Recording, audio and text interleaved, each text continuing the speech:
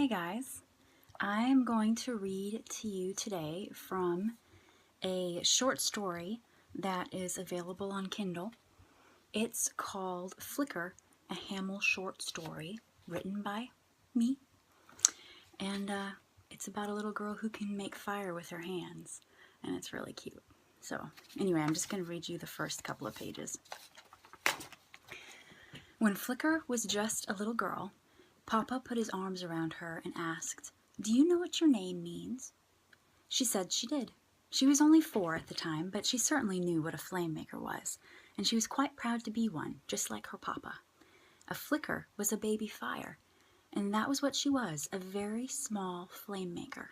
She could feel heat inside her ribs all the time. It was nice and pleasant and comforting, like being wrapped up in a warm, fuzzy blanket. She wasn't very good at it yet, but she could make flames with her fingers, and one time she even set a little shed on fire. It was a terrible little shed, and it was falling apart, and it had rats in it. But Papa still yelled in surprise and told her she needed to be careful. Papa tapped Flicker's nose, winked at her, and explained, "A flicker is a sign of life. The night could be as black as the bottom of the sea, cold, scary, all hope lost. But then, suddenly," he waved his hand, "a flicker in the shadows, a sign of life. You are hope on a scary night. Never forget, little flicker, you are hope." That was a long time ago. Many years had passed since Papa explained her name to her. Flicker was a lady now. She was 8, and she thought about Papa's words all the time, because in South Barrow there were many things to be scared of. If she was a tiny light on a dark night, then she had an important job. She needed to be brave, even when other people were sad. This would make Papa proud. And so, when Mama decided to go work for the man with the silver eyes, Flicker knew she couldn't do what she wanted to do. She wanted to sulk. She wanted to cry and scream, "No, Papa's coming back. He's coming back. We can't move away. How will he find us if we leave the clan?" But she didn't do those things.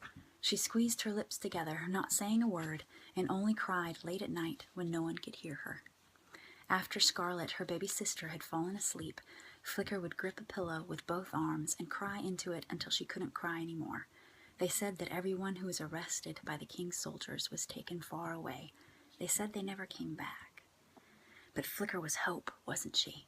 That was what Papa called her. He said she was hope even on dark, scary nights, and she knew she couldn't give up, even when she and Mama and baby Scarlet moved to North Barrow, where all the rich people lived, and they had 2 rooms in the biggest house Flicker had ever seen, and servants looked after everything, and there was always enough food, and Flicker could eat and eat until her stomach hurt. Even then, Flicker remembered. She remembered she was hope. She watched the front gate, and she waited for Papa to come find them. Anyway, that's the introduction to my Flicker story. It's called Flicker, a Hamal Short Story by Stinton, and you can find it on Kindle.